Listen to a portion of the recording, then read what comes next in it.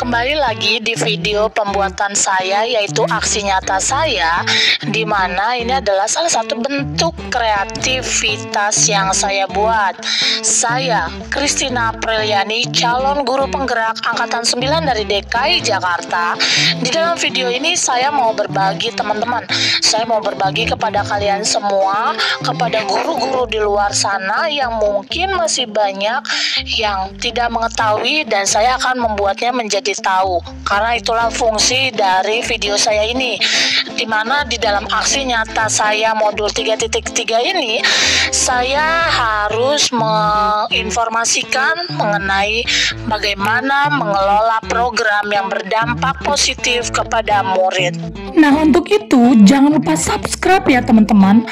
Di dalam channel saya ini saya akan berbagi banyak hal untuk kalian semua, dimana channel saya ini berfungsi untuk berbagi sebagai video, sebagai sumber kreativitas, dan juga sebagai tempatnya dunia pengetahuan, tempatnya sumber belajar teman-teman. Selain itu pun menjadi tempat referensi untuk kalian semua. Untuk itu saya mau memperkenalkan diri, yaitu saya Christina Apriliani, di mana saya saat ini tahun 2024 ini saya di modul 3 ini merupakan modul terakhir dari pendidikan guru penggerak saya. Modul 3.3 merupakan modul yang sangat luar biasa, di mana saya diajarkan untuk membuat program yang berdampak positif bagi murid. Saya juga mau memperkenalkan, ini adalah Bapak Anang Suprapto sebagai fasilitator saya yang mendampingi saya. Beliau dari BBGP Daerah Istimewa Yogyakarta. Dan berikutnya adalah Bapak Parmena Sinaga, di mana beliau adalah pengajar praktik yang selalu memberikan arahan kepada saya sebagai peserta calon guru penggerak. Oke, kita masuk materi. Dalam modul 3.3 ini teman-teman, kalian perlu mengetahui bahwa kita diajarkan untuk membuat program, dan program itu harus berdampak positif bagi murid. Nah, di sini kita digodok, kita dibentuk untuk membuat program masing-masing dengan visi dan misi sekolah disertai dengan sistem bagja. Nah, dalam program yang saya buat, saya ingin membuat di sekolah, yaitu program Be Entrepreneur and Development SMK Negeri 9 Jakarta yang disebut dengan BEN, di mana latar belakangnya saya ingin anak-anak SMK ketika selesai dan lulus dari SMK, mereka bukan hanya menjadi karyawan semata, tetapi mereka sudah memiliki jiwa wirausaha dan mereka mau menjadi entrepreneur sejati. Nah, program development flow-nya yang pertama itu adalah pembuatan dan penyebaran kuesioner kepada orang tua pastinya, dikarenakan orang tua harus mengetahui terlebih dahulu, karena di program saya ini pastinya siswa akan dibentuk menjadi siswa yang kreatif dengan membuat produk kreatif. Lalu penyusunan program dilakukan koordinasi dengan 3 pihak, kepada pihak orang tua, pihak manajemen, dan pihak guru serta pihak siswa. Setelah itu melakukan diskusi kepada murid perihal tentang item atau produk apa yang akan dibuat dan dikreasikan sehingga dia berdaya jual. Inilah teman-teman, di kolom ketiga ini yang menjadi student agency-nya, di mana kita harus mendengarkan suara anak-anak, lalu kita harus melihat pilihan anak-anak, dan kita harus meyakinkan ketika mereka sudah memilih tersebut, mereka harus merasakan sebuah kepemilikan di dalamnya. Setelah itu kita diskusi dengan siswa, lalu kita membentuk tim atau panitia dengan membuat proposal pastinya. Nah, kalau proposal sudah terbentuk, kita bikin time schedule pelaksanaan pembuatan produk kreatif yang disesuaikan dengan peraturan akademik terkait pelaksanaannya. Setelah itu program BEN, Be Entrepreneur and Development SMK Negeri 9 itu harus kita realisasikan. Ketika direalisasikan, endingnya itu harus ada evaluasi. Gitu sih teman-teman program development flow-nya dari program yang saya bentuk, yaitu BEN SMK Negeri 9 Jakarta. Latar belakang program ini, saya membuat program ini karena saya melihat teman-teman, lapangan kerja itu sempit dan butuh jiwa-jiwa entrepreneur. Karena saya membawahi atau membidangi lingkup SMK dan anak-anak SMK, saya memiliki keterbebanan ya teman-teman, untuk membentuk anak-anak saya SMK itu punya jiwa-jiwa entrepreneur, sehingga visi sekolah dan visi saya CGP adalah mengangkat peserta didik berkembang dan kreatif serta inovatif itu dapat berjalan. Selanjutnya, latar belakang dari program saya yaitu BEN SMK Negeri 9 ini yaitu untuk membentuk pengembangan diri siswa yang siap menjadi leader atau menjadi calon manajer teman-teman. Jadi anak-anak SMK nggak selalu melulu kerja di belakang layar atau di belakang meja. Jadi mereka harus kami bentuk untuk menjadi manajer yang siap mempunyai usaha atau bos terhadap usaha mereka masing-masing. Yang ketiga, latar belakang program ini teman-teman, itu membentuk jiwa yang tangguh untuk berkompetisi dan bersaing dalam lingkungan masyarakat. Terlebih menjadi entrepreneur itu nggak gampang, karena ketika menjadi entrepreneur kita harus melihat pesaing kita di luar sana banyak banget, dan ketika menjadi entrepreneur itu kita membuka lahan kerja baru. Jadi program ini keren banget pastinya. Tujuan dari program ini yaitu untuk meningkatkan jiwa entrepreneur dan pengembangan diri siswa SMK Negeri 9, dan jiwa entrepreneur ini bisa berkelanjutan sampai mereka sudah menjadi alumni. Sekalipun mereka menjadi entrepreneur sejati, jadi masa depan mereka setelah menjadi alumni itu lebih clear atau jelas. Tujuan dari program ini juga untuk membangun sekolah kami yaitu SMK Negeri 9 untuk menuju BELUT. BELUT itu adalah satuan kerja perangkat daerah yang bisa berdampak kepada masyarakat dan menghasilkan produk serta berdaya jual dan siap BELUT. Nah, capaian dari setiap tujuan program saya ini adalah yang pertama, ketika murid dapat membuat produk serta menjualnya. Yang kedua, program ini bisa dikatakan tercapai yaitu ketika murid dapat membuat proposal bisnis yang baik dan membuat laporan keuangan dari hasil produk yang dijual. Capaian program saya yang ketiga yaitu ketika murid selesai SMK, mereka berkelanjutan untuk membuat produk dan menjadi entrepreneur sejati setelah menjadi alumni. Itu sih teman-teman sedikit penjelasan dari program yang saya buat, yaitu BEN SMK Negeri 9 Jakarta yang disingkat dengan Be Entrepreneur and Development.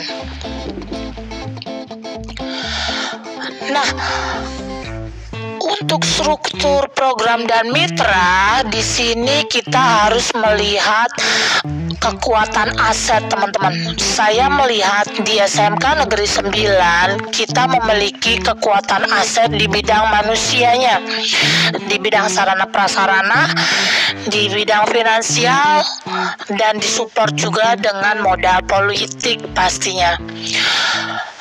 Tahapan yang digerakkan pada saat saya melakukan program ini yaitu tahapan yang pertama, pastinya saya berdiskusi dulu dengan kepala sekolah. Lalu ketika hasil diskusi kepala sekolah menyatakan go ahead dan laksanakan paling nggak minimal di kelas terlebih dahulu. Lalu saya lanjut ke tahapan kedua, yaitu saya melakukan pertemuan dengan rekan sejawat. Kenapa? Karena saya tidak bisa berdiri sendiri teman-teman. Saya butuh kolaborasi dan terlebih support dari teman-teman rekan sejawat. Dan yang ketiga, saya melakukan pertemuan orang tua dan siswa. Inilah tahapan-tahapan yang saya lakukan.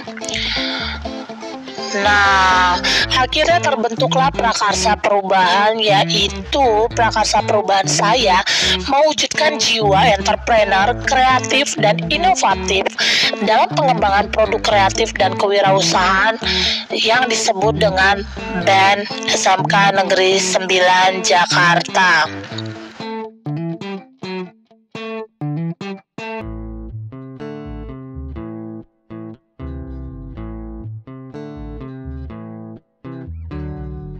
Nah, untuk rencana evaluasi di dalam pembuatan program itu pasti kita perlu adanya evaluasi. Evaluasi penting teman-teman untuk melihat dan menilai bahwa program kita itu berhasil atau tidak.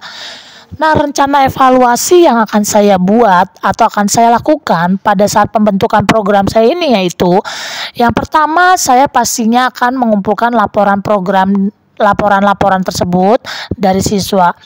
Nah, di sini pihak yang bersinergi adalah kepala unit produksi, kepala kompetensi jurusan. Statusnya harus aktif. Yang kedua, dalam evaluasi harus ada monitoring sebagai tindakan evaluasi melihat bahwa program ini berdampak atau tidak kepada murid. Dan pihak yang bersinergi di sini yaitu wakil humas sekolah. Statusnya harus centang hijau. Yang ketiga, bentuk evaluasi lain saya akan menyebarkan angket dan diberikan kepada siswa sebagai bentuk umpan balik dan evaluasi dari program yang saya berikan kepada siswa. Pihak yang bersinerginya adalah peserta didik. Nah, ini juga statusnya harus centang hijau. Kemungkinan tantangan yang saya hadapi nih teman-teman, kemungkinan tantangan yang saya hadapi itu pastinya adalah menerapkan konsistensi yang terus-menerus kepada siswa. Nah, siswa SMK itu kan siswanya mudian ya, mut-mutan. Nah, bagaimana saya sebagai fasilitator dan sebagai guru harus membangun mood dan konsistensi pada siswa untuk membentuk atau membuat produk secara terus-menerus tanpa ada stopnya. Itu merupakan tantangan yang harus saya hadapi sebagai guru dan fasilitator. Yang kedua, tantangan lain mungkin pendampingan guru atau rekan sejawat saya yang mungkin sebagai pendamping memiliki kapabilitas full menjadi pendamping siswa untuk menjadi seorang entrepreneur. Mungkin ini juga menjadi tantangan karena tidak semua rekan sejawat bisa memberikan support full atau dukungan yang full untuk sebagai pendamping dan mereka memiliki kapabilitas yang benar-benar total gitu. Yang tantangan ketiga yang saya hadapi yaitu nextnya benar-benar bisa mematahkan pikiran siswa untuk mereka jadi karyawan aja. Nah, hal ini tantangan terberat sebenarnya teman-teman. Kenapa? Ketika saya berada di dalam posisi menjadi guru SMK, masih banyak siswa-siswa yang berpikiran untuk menjadi karyawan saja. Tapi mereka nggak tahu ketika mereka menjadi entrepreneur itu malah lebih asik, lebih seru karena mereka menjadi bos, menjadi pimpinan pada usaha yang mereka mau kembangkan. Tinggal mereka mau totalitas atau tidak. Itu yang merupakan tantangan yang akan saya hadapi nantinya. Nah, berikut adalah catatan refleksi dari hasil pembuatan program saya. Let's check it out.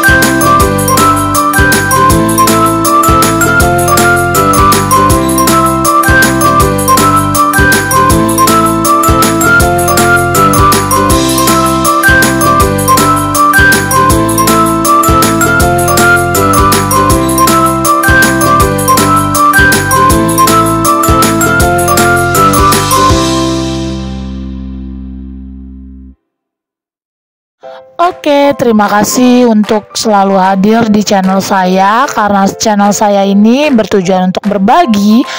Terima kasih untuk semuanya. Satu quotes buat kalian yaitu, jika waktu saya sudah habis di dunia ini, biarlah habis karena saya sudah memberikan nilai positif untuk anak-anak generasi emas dan melakukan pelayanan dengan luar biasa untuk mereka semua.